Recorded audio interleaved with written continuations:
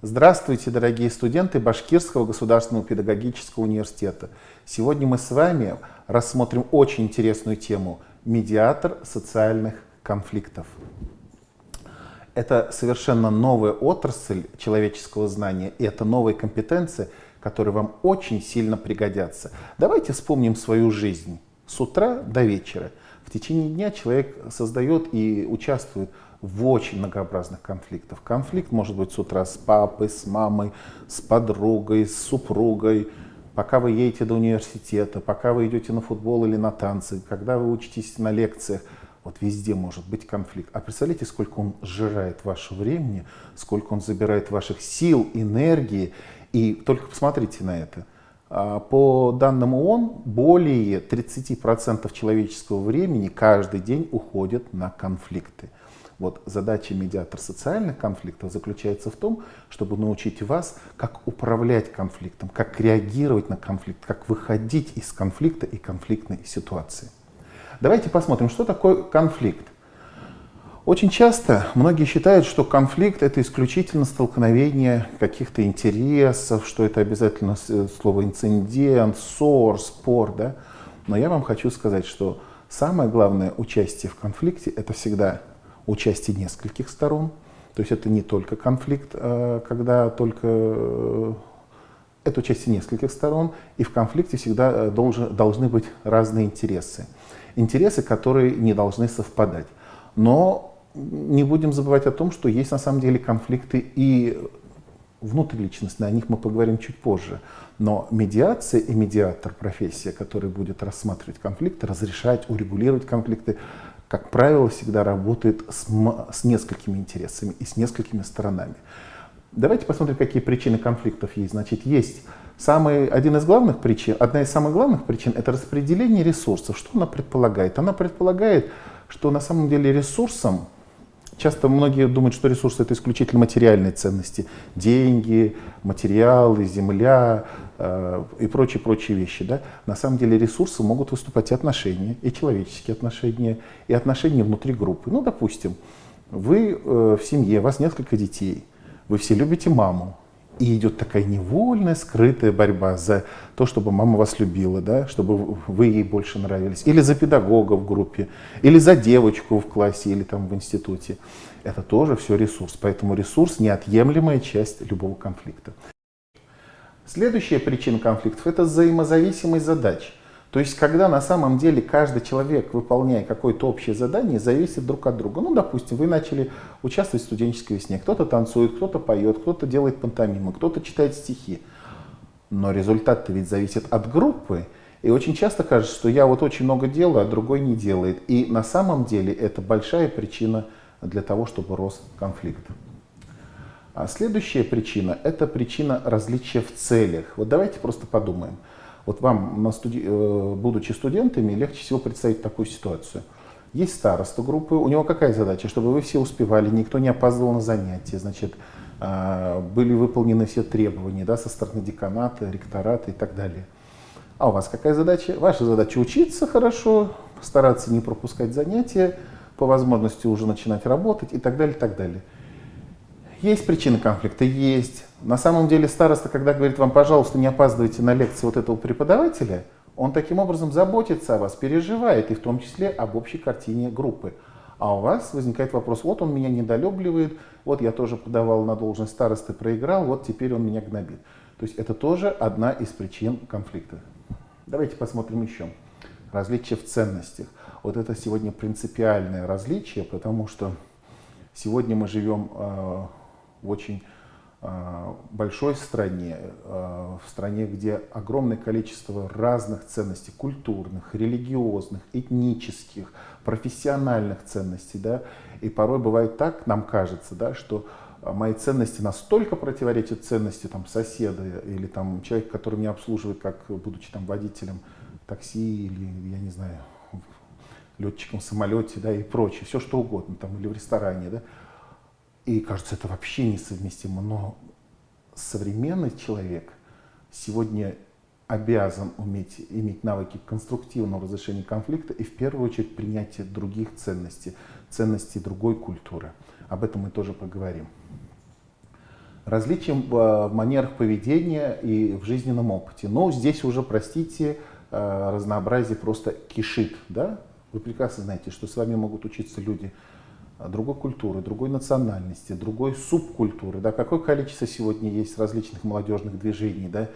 Кто-то там, я не знаю, красит волосы в оранжевый цвет, кто-то стрижет на лысо, кто-то носит серьги, кто-то какие-то другие украшения. Да? И порой, может быть, кому-то это совершенно не нравится, да? Потому что предыдущая история жизни вступает в конфликт с этими людьми.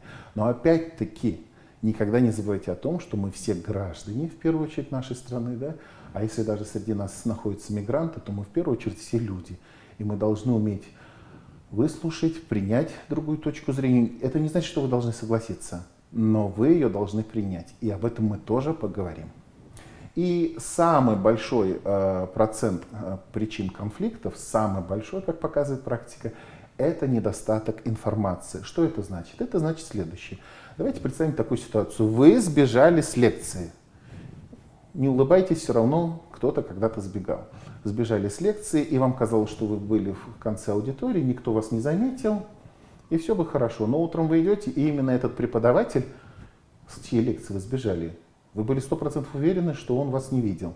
Именно он очень сердито сказал, там, Иванов, ты почему, когда будешь там сдавать, там, я не знаю, готовься к зачету, да, там, сдать курсовую и так далее. И вы думаете, все понятно, это меня Витька сдал. Он всегда мне завидует, потому что вот Лена ко мне ушла, не с ним живет. И додумать можете все, что угодно. А когда в конце вы выясните, что у преподавателя было просто плохое настроение, или он просто очень требовательный, и на самом деле никто вас не сдавал. Так вот запомните, недостаток информации — это просто дрожжи для конфликта, прям такие огромные дрожжи, благодаря которым конфликт растет. И часто бывает так, что стороны вообще не в курсе объективной картины или точной информационной картины. Итак, мы с вами рассмотрели причины конфликтов. Их в действительности, конечно же, намного больше. Другой вопрос, что мы выделили основные или самые главные, которые чаще всего встречаются. Теперь давайте обязательно посмотрим типы конфликтов, да, то есть какие типы конфликтов есть. Но первый тип конфликтов, он самый распространенный, его легче всего выявить, он называется межличностные. То есть русский язык чем хорош, мы из самого слова можем понять, что это сложносоставное слово, которое включает два корня. Да? Меж, то есть несколько, и личностные. То есть что это означает? Это означает, что это конфликт, связанный между двумя и чуть более людьми. Ну, тут примеров просто громадье. Да? Конфликт с однокурсником, конфликт с мамой, конфликт с папой, конфликт с водителем такси, конфликт с кем у нас? Ну, с кем угодно. Это межличностный конфликт. Именно на нем обычно и сосредоточено, и больше всего он встречается в работе социального медиатора или медиатора социальных конфликтов. Следующий тип конфликтов, который обязательно нужно помнить, он более сложный. Это тип конфликтов личность и группа. Мы знаем, да, вы сегодня уже все-таки дети, которые прошли школу и обучались в школе там 2, 3, 4 года назад, некоторые вообще год, некоторые в этом году только поступили в институт. Так вот, слова такие, как буллинг и моббинг для вас известны. Что это такое? Травля, затаптывание. Да? Часто бывает так, что в любой группе, это не обязательно школа должна быть или институт, и в трудовых коллективах такое бывает, когда группа начинает затаптывать одного человека. И наоборот, кстати, часто бывает такое, что человек держит в страхе всю группу. У малышей это называется буллинг, травля, у взрослых это называется моббинг. Так вот, медиация и медиатор социальных конфликтов может разрешать и эти сложные конфликты. Они значительно сложнее. Там есть динамика группы, мы об этом тоже поговорим чуть позже. Следующая группа конфликтов, она называется межгрупповые конфликты. Вот здесь это еще сложнее, потому что количество игроков увеличивается, количество сторон увеличивается, и таким образом появляются разные интересы, иногда они часто сплетены, часто их очень трудно отделить один от другого. И в этой ситуации, это высший мастер, это и есть настоящий медиатор социальных конфликтов. То есть это в полном объеме социальные конфликты. Они могут быть по разным группам. Ну, допустим, если кто в Уфе живет, легче там сказать Зеленорощенский или там проспект Октябревский, против черниковских, затоновские против демских и так далее. По национальному признаку, да, там, допустим, армяне против азербайджанцев, по религиозному принципу, там, да, по какому угодно. То есть идентификация в группе может возникать на пустом месте. Да? Вот это называется медиатор социальных конфликтов. И есть еще конфликты, они меньше сталкиваются с ними медиаторами, но медиатор должен знать про них, должен владеть техникой распознания, диагностики их. Они называются внутриличностные конфликты. Запомните одну важную вещь. Без конфликта нет развития. Да, насильственные конфликты, они приводят порой к очень негативным последствиям. Но без конфликта нет развития. Поэтому не пугайтесь, никто из вас не сможет одеть штанишки, когда вам было 2 или 3 годика, или шапочку. Почему? Потому что вы выросли. Даже в человеческом теле даже кость каждые 7 лет меняется, да? Тем более отношения. Вот к динамике конфликтов нужно быть готовым. Друзья мои, теперь мы знаем типы конфликтов, причины конфликтов. Я бы просто хотел, чтобы вы взглянули на презентацию, да? О чем идет речь. Чтобы прийти к решению конфликта, я очень образно нарисовал вот такую презентацию, то есть показываю вам ее. Ну, допустим, первое, что мы должны с чем столкнуться, это туман ложных представлений. Второе, это пустыня фасадов. То есть, как правило, в конфликте ни одна из сторон не хочет признавать, что она виновата, не виновата, она начинает аргументировать свою правду и так далее. Дальше, болот неясных целей. Очень часто бывает так, что вы сталкиваетесь с социальным конфликтом и вообще не понимаете, зачем люди там между собой ругаются, потому что вы не знаете историю конфликта и вы не знаете их цели, то есть интересов. Следующее — заросли аргументов. Так воспитаны мы сегодня, что каждый старается защитить свою сторону вместо того, чтобы выслушать. Вот сегодня, если вы внимательно смотрите за развитием, да, в стране событий, то вы слышали, что Владимир Владимирович совершенно недавно давал поручение, говорил, что мы, что в том числе в первую очередь чиновники, должны уметь слышать, что им говорят. А вот мы в медиации учим, чтобы люди умели не только слушать, но и слышать, что говорят люди. Вот очень часто бывает такое, что за зарослями аргументов, то есть когда аргументы звучат и с той, и с другой стороны, пропадает смысл, да, пропадает смысл, а чего же хочет другая сторона. Дальше, но это горы упрямства, это само собой, потому что эмоции мы никуда деть не можем, так человек сэволюционировал за несколько миллионов лет, что эмоции нами управляют. И, конечно, равнина бездействия. Что это такое? Это когда люди говорят, ну я тогда вообще ничего делать не буду. Вот представьте, вот с этим вы столкнетесь, когда вы захотите решать конфликт. Но теперь вы посмотрели, какой длинный путь к тому, чтобы разрешить конфликт. Но нам нужно еще одну фундаментальную вещь с вами сегодня уяснить, которая звучит как структура конфликта. Она включает в себя следующее. Первое — это предмет конфликта. Предмет конфликта очень часто скрыт. Начнем с того, что когда к вам обращаются за помощью разрешить конфликт, первое, что вы должны понимать, что на поверхности никогда не будет лежать причина конфликта. Очень часто люди манипулируют, иногда осознанно, иногда неосознанно, но они скрывают ту причину или предмет конфликта, который есть. Поэтому докопаться до предмета — это уже полдела на самом деле. Следующее, вы всегда должны понимать, это мотивы сторон. Часто бывает так, что мотивы не имеют никакого отношения к предмету конфликта, потому что очень часто это используют люди и как защиту, как аргументацию. Следующее, вот когда я вам говорил, что в чистых двухсторонних конфликтов не бывает, я вам сейчас объясню. Ну давайте представим такую ситуацию. Я преподаватель, а вы студенты. По каким-то причинам между нами с вами произошел конфликт. Я ли там где-то себя нарушил, какие-то нормы поведения, вы ли нарушили там нормы поведения, нормы, стандарты, которые вы должны выполнять в университете. Но конфликт между нами произошел. И вот мы уходим с вами домой. Я возвращаюсь к себе в семью, где у меня дети, жена. Я ей рассказываю про конфликт, она начинает говорить, это вот тот парень, да, который и так всегда там, пропускает занятия и так далее, подливает мне масло в огонь. Вы приходите домой, говорите, вот преподаватель там так себя ведет, все прочее, да. Мама с папой говорят, преподаватель, да, и что он с тебя что-то требует незаконное, да, он там говорит, чтобы ты и так далее, и так далее. Вы же можете тоже интерпретировать по-моему. Вот уже у нас конфликт был между нами с вами, между мной и вами. И вот уже с моей стороны целая бригада выстроилась, с вашей стороны бригада выстроилась. А представьте, если еще конфликт произошел в аудитории, где есть и преподаватель, и студент одновременно были, ну, допустим, на занятиях. Представляете, какое количество людей стало вовлеченными в конфликт? Появились те, которые считают, да, Максим Анатольевич не прав, вот он так взял прилюдно там ну, допустим, обозвал студента, да, конечно же, есть такие, которые говорят, да сколько можно с этим парнем возиться, да он даже преподавателю хамит, да, и обязательно это вот уже разделились. Да, представляете, сколько уже людей? А теперь еще добавим людей, которые всегда будут и на вашей, и на моей стороне подходить мне и говорить, Максим Анатольевич, а вы знаете, что он про вас говорит? И к тебе, или к вам будут подходить и говорить, а ты представляешь, что Максим Анатольевич сказал, что он тебя отчислит с института? И вот это может быть бесконечно. Привыкните к тому, что мы часто в конфликте теряем право собственности на конфликт. Мы его теряем, потому что появляются другие игроки, которые начинают нами управлять.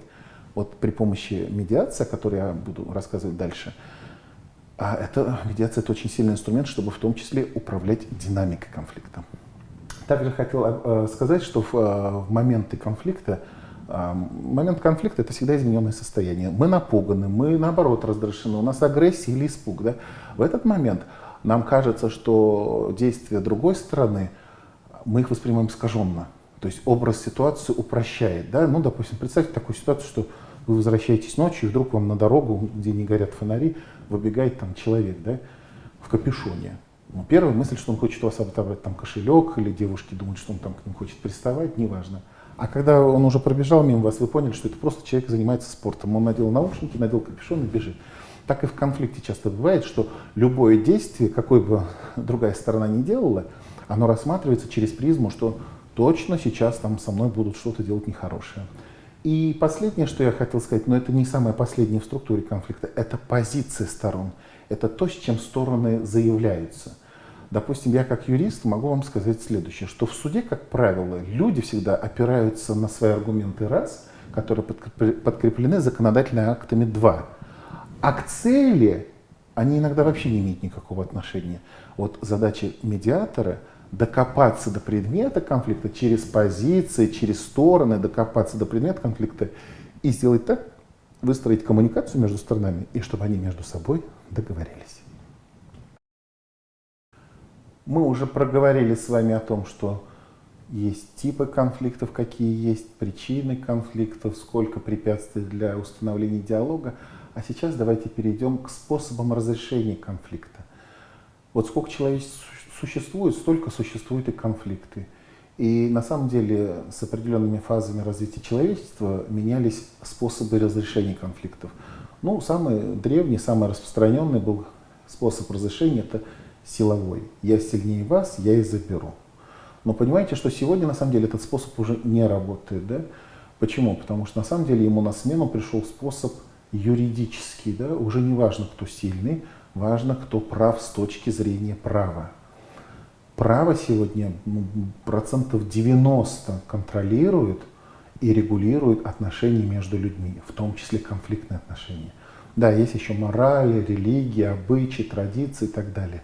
Но право сегодня 90% занимает в мире. Да? Я не беру там страны Африки, не беру страны Юго-Восточной Азии, но вот именно в западном мире, в цивилизованном мире, если так сегодня принято говорить, там решает право.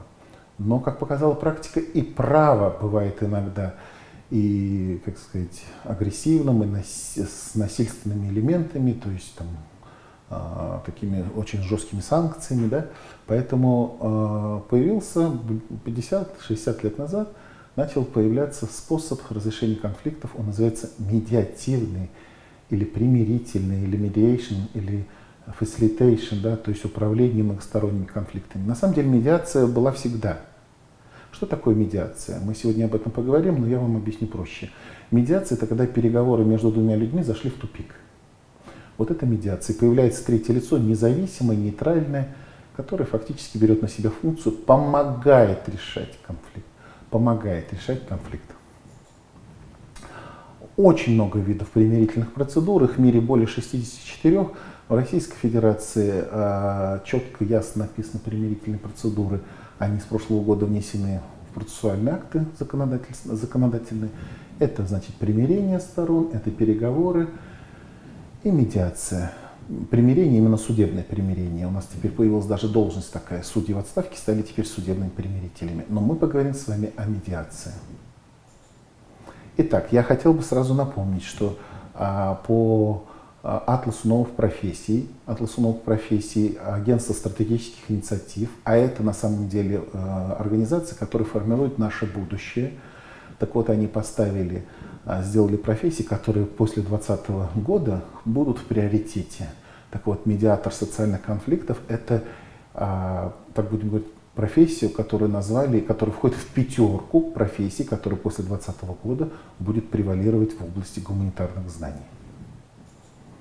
Итак, что такое процедура медиации? Процедура медиации – это урегулирование спора или конфликта путем переговоров с участием третьей стороны, о чем я вам и говорил. То есть, когда переговоры зашли в тупик и появляется третий человек. Но помнить нужно еще одну вещь. В принципе, и в суде также, да, вы скажете, судья тоже выступает третьим лицом по отношению к сторонам, или третейский судья, но запомните одну главную вещь. Медиатор не является экспертом. Суд является экспертом, он носит свое экспертное судебное мнение по поводу, как вы должны разрешить конфликт по закону. Медиатор этим не занимается. Медиатор помогает сторонам выстроить коммуникацию, провести переговоры и договориться. А о чем они договорятся? Медиатор, по большому счету, медиатора это никак не касается. То есть это самая главная задача. Поэтому медиатор должен обладать и подчиняться нескольким принципам. Да? То есть не подчиняться, а должен соблюдать несколько принципов. Первый принцип – это добровольность. То есть к медиатору обращаются только тогда, когда стороны этого хотят. Первое. Второе, вы должны понимать, что это принцип нейтральности медиатора. Поэтому, если вы выступаете в каком-то конфликте, вы должны забыть о том, что вы студент там, из ФАКа, что вы русский и крещеный, что вы там, я не знаю, любите группу Кармен или что там сегодня люди любят там, я пчела, я пчеловод, да, то есть это вы все должны забыть.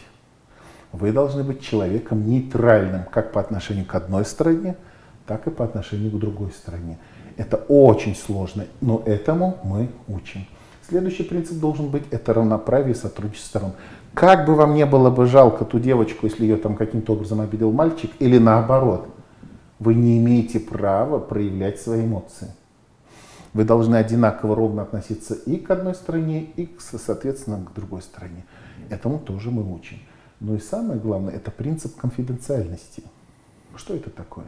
То есть о конфликте, который произошел и который вы урегулировали, если стороны так договорились, о нем не должен знать никто. И очень часто бывает так, что люди сегодня, многие хотят, чтобы их конфликт не вышел в средства массовой информации, не попал в систему судебных каких-то расследований, да, и так далее. Поэтому на самом деле это очень сильный инструмент. Итак, давайте еще раз пробежимся. Каким требованиям должен соответствовать медиатор? Он должен быть нейтральный, он должен быть доброжелательным по отношению к каждой стороне, он должен свои услуги оказывать только на добровольной основе, то есть он не должен сказать: я председатель правкома, я твой медиатор, и ты приди, и ты приди. Нет, стороны должны к нему прийти. Он может рассказать, что он мерит, но только добровольно. И самое главное, и еще один из самых главных принципов – это принцип конфиденциальности. Даже если там какая-то ситуация такая, там не идет о нарушении закона, в прямом смысле слова, я имею в виду уголовного закона, то кто бы вас потом не расспрашивал, если вы будете медиатором, что там произошло, как там произошло, это все должно остаться между вами и сторонами. Какие компетенции сегодня необходимы для того, чтобы быть медиатором социальных конфликтов? Это в первую очередь коммуникации. Очень хорошо вы должны знать язык, в первую очередь русский язык, мы на нем всем говорим. Преимуществом всегда будет, если вы знаете какие-то другие языки: башкирский, татарский, чувашский, украинский, другие языки, марийский, английский, немецкий, неважно. Потому что вы имеете полное право, как переводчик в таких ситуациях, вы ведь на самом деле будете переводить конфликт с одного языка на другой. Поэтому в этой ситуации вы должны обладать навыками коммуникатора. Следующие ваши навыки должны быть связаны с конфликтологическим. Вы должны знать, как развивается конфликт, структуру конфликта, о чем мы сегодня говорили, да? Понимать, как он развивается. Вы помните просторный, я вам говорил, что конфликт очень редко бывает, что только два человека в него вовлечено. В него вовлечено, как правило, большее количество людей. Также вы должны обладать навыками переговорщика. Вы должны знать, как построить переговоры, как их организовать. Обязательно это нужно знать. Следующее – организационные, процедурные. Вот вплоть до того, как нужно проводить процедуру медиации. Вот я вам просто небольшую подсказку дам. Никогда нельзя сажать за стол, если за этим столом кто-то из сторон будет выглядеть более в приоритетной форме. Поэтому, как правило, мы используем круглый стол. за которым все равны, все одинаковы. И расстояние между всеми должно быть одинаковое. Вот вроде кажется, такие мелочи, они очень сильно влияют на поведение сторон во время конфликта, во время переговоров и так далее. Конечно же, нужно знать психологические особенности человека. Ну, допустим, кто-то есть флегматик, а кто-то холерик. И если вы, допустим, дадите равное количество времени выступать, холерик там в течение 5 минут все высказал, а меланхолик или флегматик, он пока сосредоточился, пока хотел сказать, вы уже его сказали, ваше время истекло. Нет, конечно. То есть обязательно знать психологические типы личности, да, как личности реагируют, как развивается конфликт внутри человека, какие эмоции он вызывает. То есть это все, конечно, медиатор должен знать. Ну и, конечно же, юридически, потому что все, что между вами, какое соглашение будет подписано, оно предполагает определенные действия, которые нужно будет зафиксировать. Потому что зачем тогда проводить переговоры, если их никто не будет соблюдать? Ну, я хотел бы, чтобы вы посмотрели на саму процедуру медиации, которую я на самом деле очень интересно описал. То есть это, во-первых, инструменты медиации, которые мы учим, сами переговоры. Если вы смотрите на презентацию, вы видите, что больше всего, как сказать, объема они занимают в процедуре медиации, и челночная дипломатия. Но обо всем об этом мы с вами поговорим отдельно. И почему? Потому что на самом деле медиатор социальных конфликтов — это такая программа, которой обучают, и в том числе студентов нашего Башкирского государственного педагогического университета имени Мифтахиддина Акмуллы, обучают по программе медиатор социальных конфликтов.